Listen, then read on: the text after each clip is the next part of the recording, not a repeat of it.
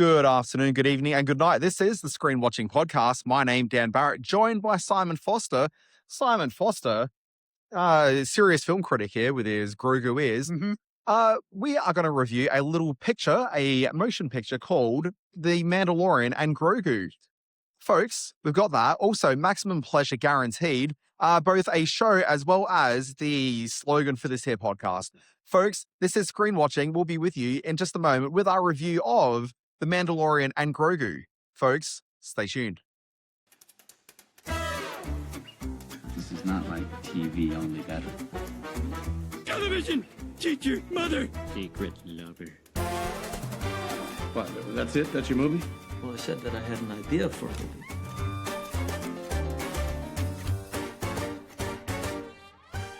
All right, so we've got a very special screen watching edition in that we are recording it straight out of having seen the new Star Wars movie. In fact, I'm not even sure if it is a Star Wars movie, but we'll talk about that in a moment.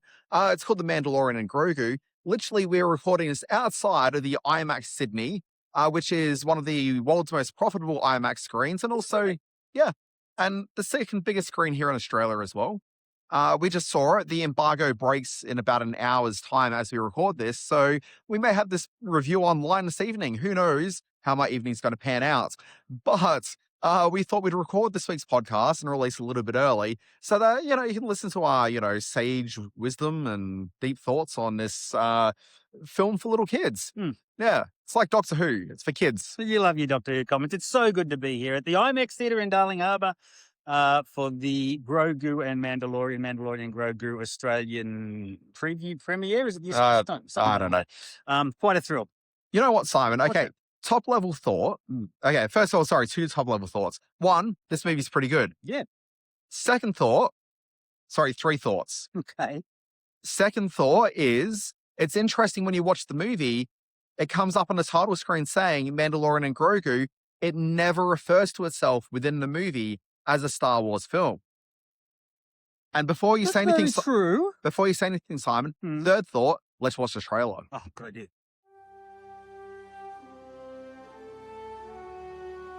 We've all heard stories of the Mandalorian bounty hunter and a child. I only hunt Imperial war criminals. I'll take out every bad guy in your deck of cards.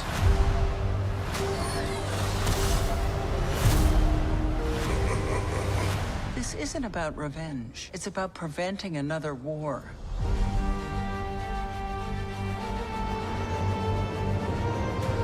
Before going into harm's way, check your armor first. We're protecting everything the rebellion fought for. Good luck. You're gonna need it. Hey! It's a horrible baby. It's a bad baby. Strap in.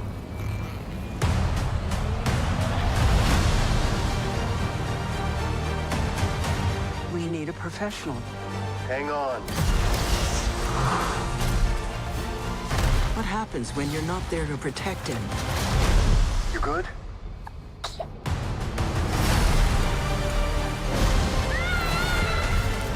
I'll be right behind you. Go! Go! Mandalorian, you will suffer. Then it will be his turn. Monsters. The old protect the young. And then the young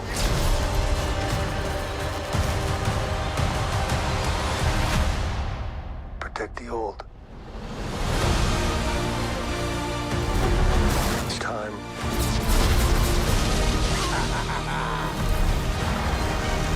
Are you scared? You should be. Good job, baby. This is the way.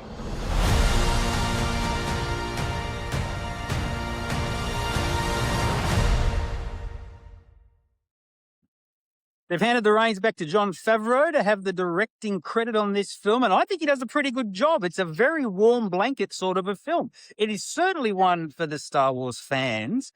There are plenty of references in there, and I don't think we don't want to give away too many spoilers, but there are some flourishes, some visual flourishes that harken back to Return of the Jedi and A New Hope, as they call it nowadays. And certainly, Nowadays, they've been calling it A New Hope I now for know. like 35 to 40 I years. have refused to do that because it was always Star Wars.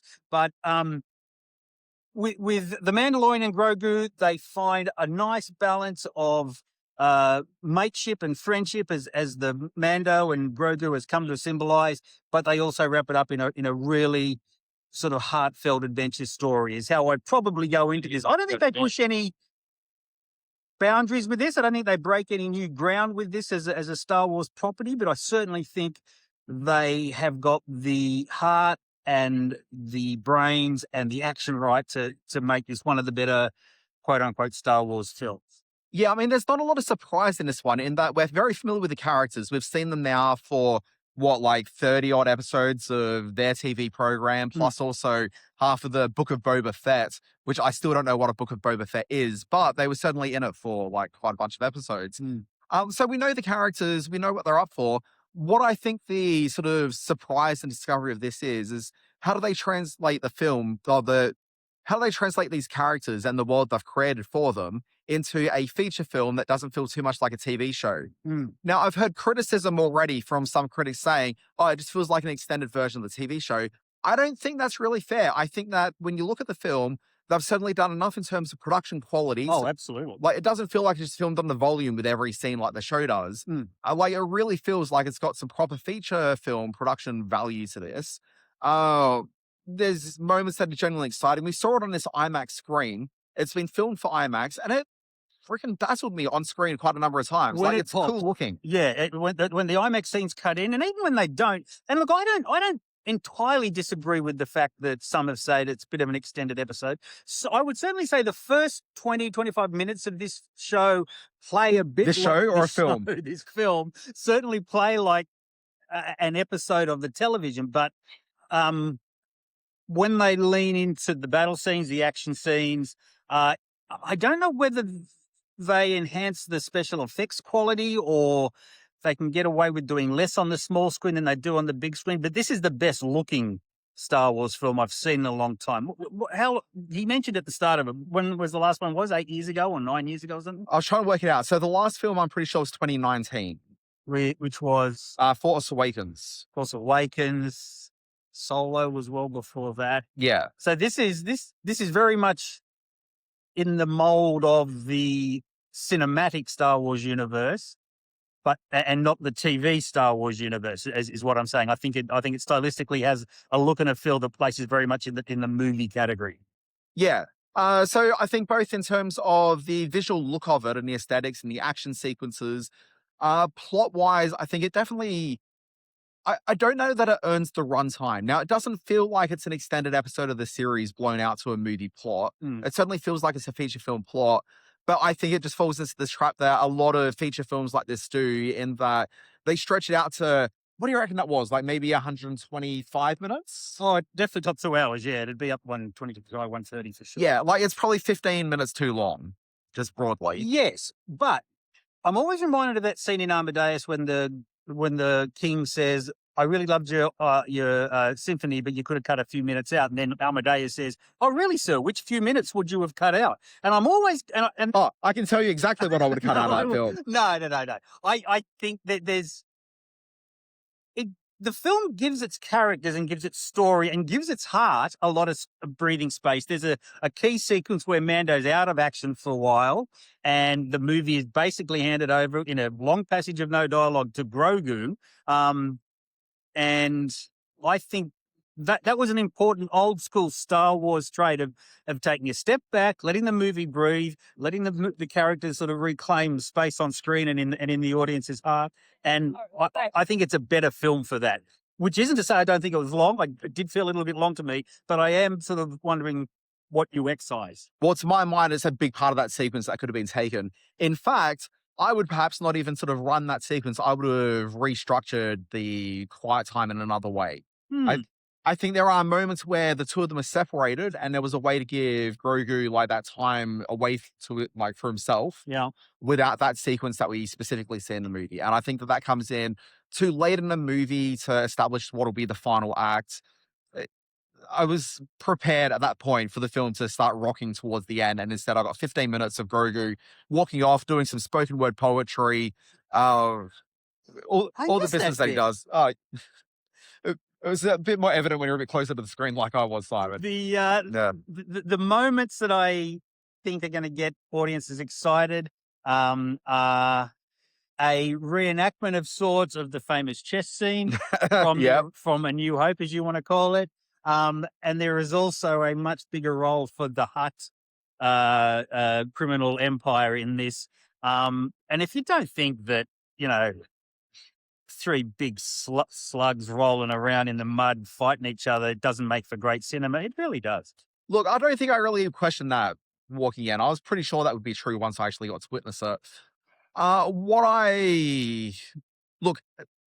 My biggest criticism of this movie, and this is such a odd criticism to make, but I think it really sort of feels a bit strange watching this movie as a direct result of this. We've seen all these Star Wars movies over the year. My entire life has been punctuated with Star Wars movies. Sure. We've seen all sorts of fantastic characters on screen. Every time we see these fantastic characters on screen, the voice work, the acting around the voice work has always been absolutely top notch. Yes, it has. I don't think that's true in this movie.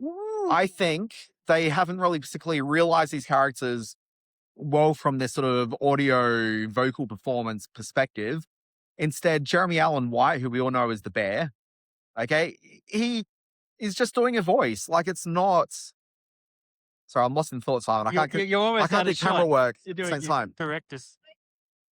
Ultimately, you hear his voice, and it could just be any actor coming out. It doesn't feel like there's... Now, who was he? In class, he's the Hutt. He was Robbie the Hutt. Yeah. Was he really? Okay. Yeah, little John the Hutt, whatever his name is. Yeah. Okay. Yeah. But like, there's no vocal thing. When we watch a Star Wars character, we expect that the voices coming out of these characters are doing some sort of racist Jewish caricature or some sort of, thing.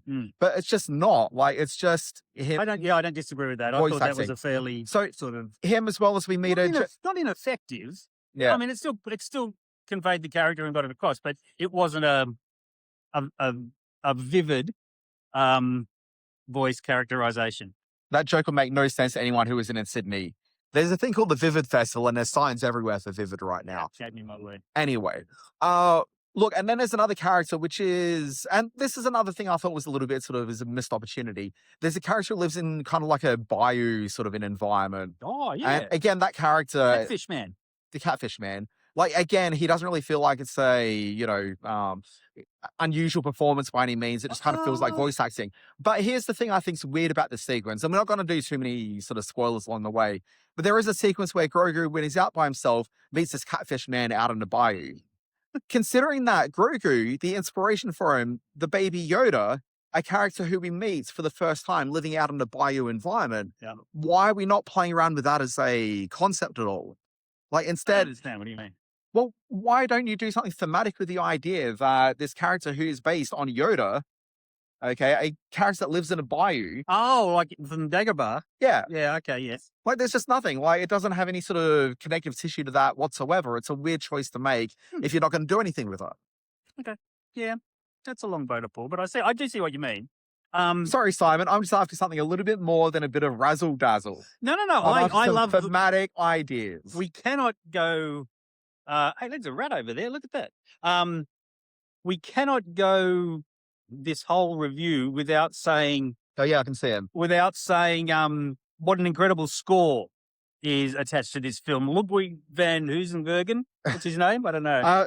Oh gosh, I don't know. We don't know. Check IMDb. The guy who does the music for all of Nolan. Ludwig Göransson. Yes, do that. He does you called it a Tangerine Dream infused score for a sequence where he goes where the Mando and Grogu go to this kind of like a Blade Runner type planet there. It's kind of like future New York.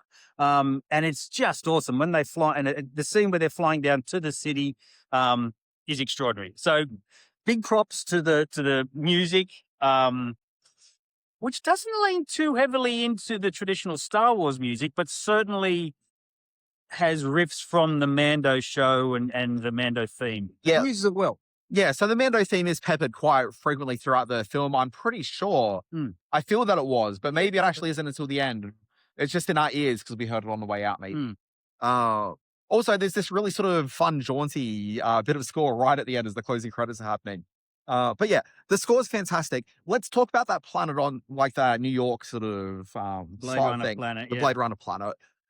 One of the inspirations for The Mandalorian, and this is getting a little bit in the weeds, okay, but when they were creating The Mandalorian, one of the things they used for a lot of their source material was an abandoned project that George Lucas and co had engaged in the early 2000s, which I think was called Star Wars Underworld or Underworld. I'm sure that's it. And it was supposed to be exploring like the dark sort of underbelly of Star Wars. Right.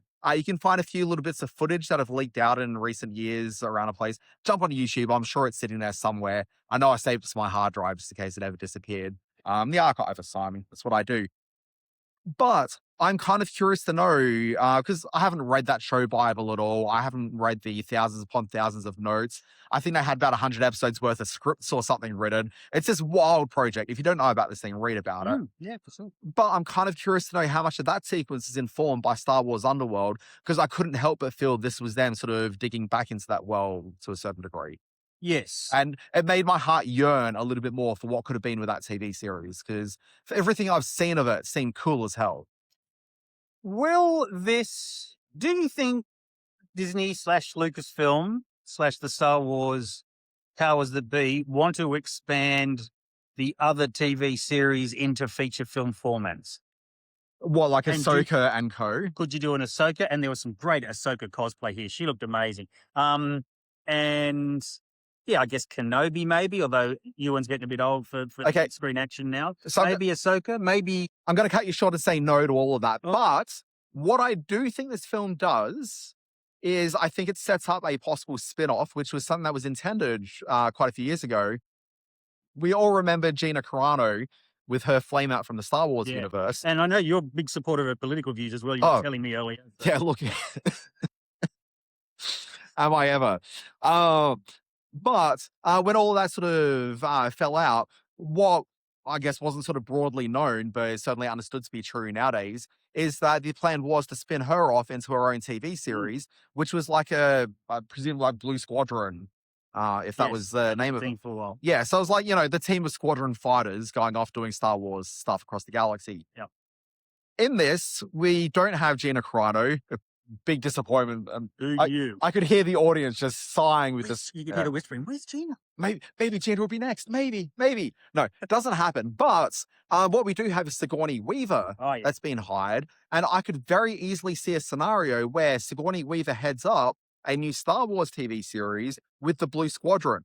Now, the Blue Squadron, the actors that we saw on screen there, and this is just a production joke more than anything else, most of those actors are people that are from the Star Wars production team. So they're directors like Dave Filoni, like Rick Fumigaya. Yes. And then there's like another one or two guys in there as well as the dad from Convenience, the Canadian TV show. No, I'm gone already. Oh gosh, why have I forgotten it? It's everyone's favorite TV show from Netflix from about 7 years ago. It's a Canadian show. It's about a family who run a convenience store. It's very charming. You'd love it, Simon. I'm sure I would. But anyway, the father from that was stunt cast as one of the, side characters. Is that why everybody was like, Because everyone was waiting for whenever it. he came on screen. Well, you only see him right at the end. Well, and you see him in the bar when they drop off. People weren't talking about him. People were looking at Dave Filoni with his hat. That's what I thought. That's what people were making the noise about. All right. Yeah. So. But this other guy, Paul Sun something or other. Oh, getting trying to remember names. Yeah. Have I'm doing, buddy, dear, buddy. It's like 9:30 at night. This isn't going to work out well. There's rats all around us. It's a massive rat. I actually picked up a rat corpse this morning from outside of my house, nice. but that's not for the podcast. Whoever was still listening, we've lost them now. Yeah. So here we are. Look, it's a win for me. For me, this was an exciting, warm blanket of a movie for an old Star Wars fan, and it recaptured enough of the old spirit and utilized enough of the new IP to make it a worthwhile movie-going undertaking for Disney and for its audience. So, thumbs up. Yeah. To me, this is more than an episode of the TV show. I think this is a qualified movie in its own right. Isn't necessarily amongst the best of the Star Wars movies. No, it's not. The new Star Wars movies, that's what it would be. I'm going to look at it holistically as a entire franchise. It's certainly not, but I would probably put it top like 30%. I'd say like top 40%. 40%, yeah, I'll do with that. I've got to sit down and consult my rankings, but certainly it's in the top half for sure. Yeah. Maybe higher, I'm not too sure. Thank you to the people at Lucasfilm, at Disney Studios, here at IMAX for putting on the show. We've had a good time here. Thanks for the years. Yeah, Love the years. but Simon, we've got a review to do for a new Apple TV series as well. Oh, we're doing that as well. Yeah, Oh dropping my this in. goodness. All right. I'll eat some popcorn. Okay, I'm not doing a second recording with you, Simon. This is the podcast. Okay, very quickly, I want to talk about a new Apple TV series called Maximum Pleasure Guaranteed. Let's watch the clip.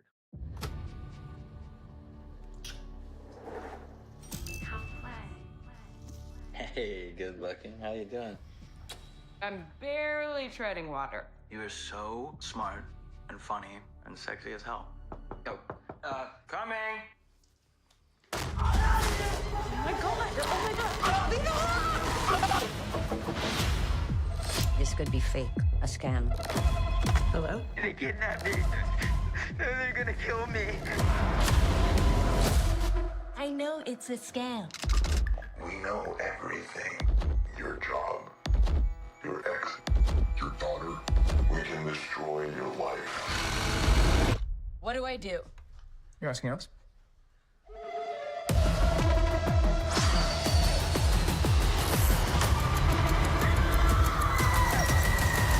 Are you good though? Yeah, me? I'm great. I'm so great. I might be having a bit of a panic attack. It's not gonna be like dangerous though, is it? I don't think. Why would it?